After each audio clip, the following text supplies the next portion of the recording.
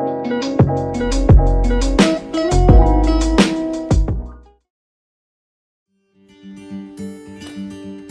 perkenalkan nama saya Cici, alumni ANRL Angkatan 43. Sekarang saya sedang melanjutkan studi S3 di Jepang di Kyoto University. Mau tahu kegiatan saya sehari-hari di sini, ikutin aja ya.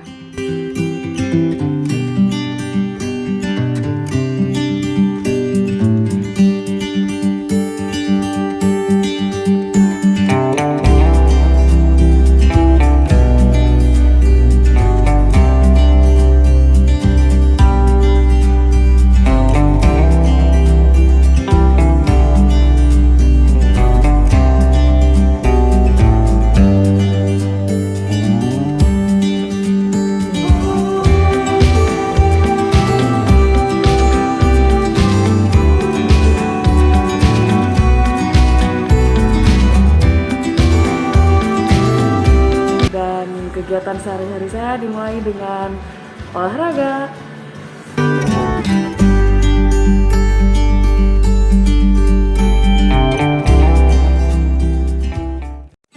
Oke, olahraga udah beres. Sekarang kita udah balik lagi ke asrama dan waktunya masak buat sarapan pagi. Jadi selama 1 tahun pertama ini saya tinggal di asrama internasional dulu. Nah, kalau di IPB kan kita wajib ya 1 tahun pertama itu harus masuk asrama dulu. Kalau di sini sebenarnya nggak wajib, bebas aja mau langsung tinggal di apartemen sendiri atau milih ke asrama dulu nggak apa-apa. Cuman kan sebagai mahasiswa internasional kita kalau pertama kali baru datang kan pasti bingung ya mau nyari tempat tinggal di mana. Jadi kita lebih milih masuk asrama internasional. Di Kyoto University ini ada lebih dari 6 asrama internasional dan kita harus daftar dulu. Kita daftarin nama kita, terus nanti dikocok sama kampus. Jadi kita nggak tahu kita bakal dapat asrama di mana. Dan kebetulan saya tinggal di asrama Hakumambeng International School yang deket banget dari kampus. Nggak nyampe 10 menit lah jalan kaki dari asrama ke kampus. Dan namanya asrama pasti semua sini sudah share, termasuk toilet, kamar mandi, dan dapur. Jadi di sini dapurnya bareng-bareng, bebas terserah mau masak, tapi dengan syarat harus bawa alat masak sendiri. Dan kalau udah beres masak, semua harus dibersihin lagi sampai bersih banget, jangan sampai ada sisa-sisa masakan kita ketinggalan. Jadi jangan sampai berantakan dan membuat penghuni asrama lain nggak nyaman.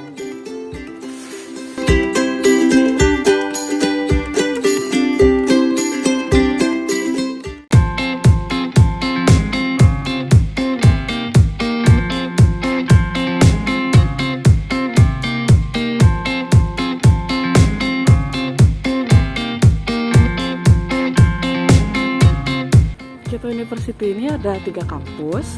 Yang pertama, kampus yang utama yaitu Yoshida Campus, lalu ada Katsura Campus, dan Uji Campus.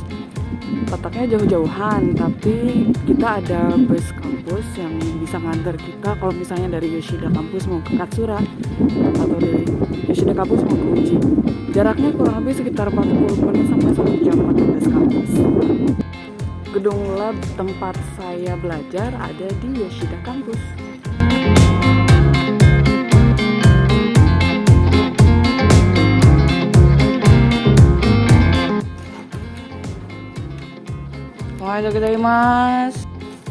Oke, jadi sekarang kita ada di student room dari labnya tempat aku belajar, yaitu Laboratory of Landscape Ecology and Planning di Fakultas Graduate School of Global Environment Studies. Jadi di sini tuh setiap mahasiswa master dan doktor akan dikumpulkan di satu ruangan yang dikasih nama student room sesuai dengan labnya, sesuai dengan nama lab atau departemen masing-masing. Dan nanti kita akan dikasih meja masing-masing gitu, seperti meja di belakang saya ini gitu, masing-masing udah ada yang punya. Nah di situ bebas lah, terserah mau ngapain kalian di situ, mau belajar kayak mau nonton kayak mau apa gitu. Fungsinya adalah biar kita bisa punya tempat khusus, biar kita bisa fokus untuk belajar, fokus untuk menjalankan riset gitu. Jadi ketika kita sudah bisa ketika kita udah dikasih meja ini, itu meja itu jadi tanggung jawab kita selama kita belajar ini sampai kita lulus. Kalau misalnya master ya 2 tahun, kalau doktor minimal 3 3 tahun. Jadi ini meja saya berantakan banget karena meja saya penuh dengan materi-materi yang harus saya baca buat riset saya.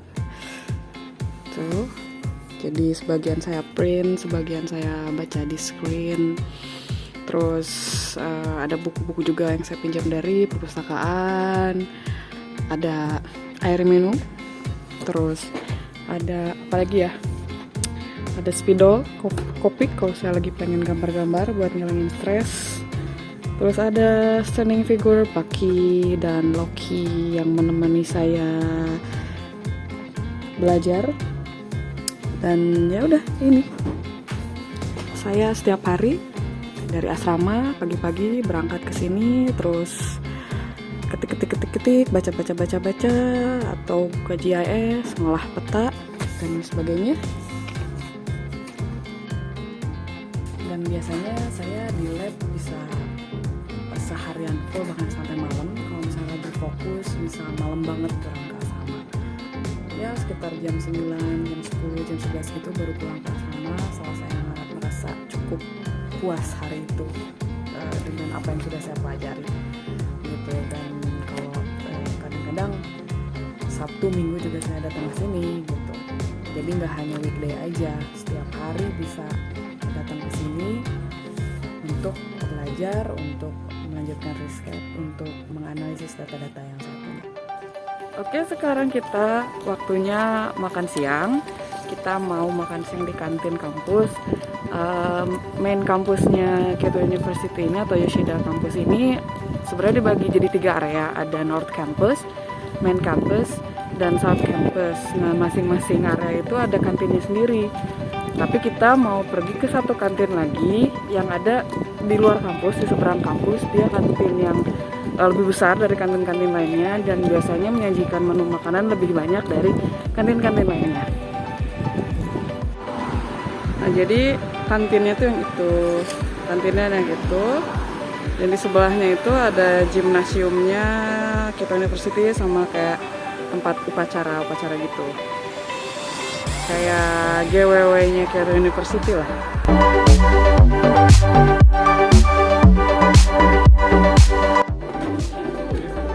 Nah, jadi di sini tuh kalau ada makanan suka diinformasikan nih.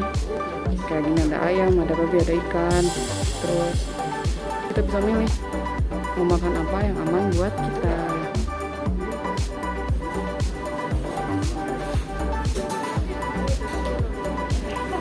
Nah, di kantin utama ini dia jualan kebab halal. Jadi kalau menu-menu makanan yang kita bisa makan, kita bisa beli kebab.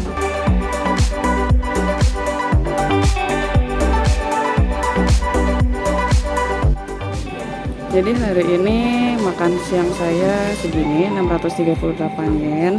Sebenarnya ini termasuk mahal karena kalau makan di co-op itu 400 yen juga bisa dapat menu yang lumayan bisa bikin kenyang. Cuman karena tadi saya pesan kebabnya ukurannya L size, terus tambah lagi side dishnya, jadi agak mahal sedikit. Sudah beres makan siang, sudah kenyang, kita kembali lagi ke lab untuk melanjutkan lagi aktivitas seperti biasa. Karena kegiatan saya di kampus ini sebenarnya membosankan ya, kuliah pulang kayak gitu setiap hari. Tapi setiap weekend saya selalu mencoba untuk mengunjungi tempat-tempat di Kyoto ini yang menarik, yang seru-seru, yang bagus-bagus. Nah, salah satunya adalah tempat ini. Kalau di Bogor ada Kebun Raya Bogor, di Kyoto ada Kyoto Botanical Garden. Kebun raya ini adalah kebun raya tertua dan terlengkap di Jepang, dan di dalamnya banyak berbagai macam tanaman beragam musim. Nah, kalau musim semi kita bisa melihat banyak pohon sakura bermekaran di sini. Kalau musim panas ada hidrangea, mawar, dan bunga matahari yang jadi primadona. Kalau musim gugur kita bisa menikmati ragam gradasi warna merah dari daun-daun pohon maple. Kebun raya ini juga punya rumah kaca besar yang menaungi ragam tanaman tropis, tanaman iklim kering, sampai anggrek-anggrekan dan bromelia. Ada pohon pisang dan pohon mangga juga loh di dalam rumah kaca ini. Oke, jadi segitu saja kegiatan sehari-hari saya selama di Kyoto. Terima kasih sudah mengikuti cerita saya dan semoga menjadi bermanfaat. Sampai jumpa di Kyoto.